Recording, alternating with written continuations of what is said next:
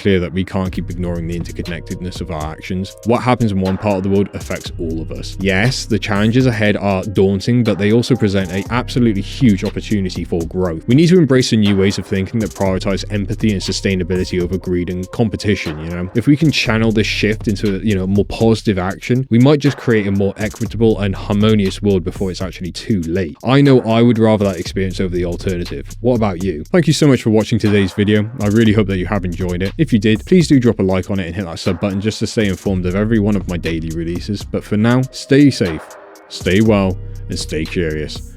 Until next time. All reactions in these videos are for entertainment purposes only. Any advice given should be treated as entertainment as well. Viewers are responsible for conducting their own research into any subjects discussed in the videos before taking any action based on the information provided.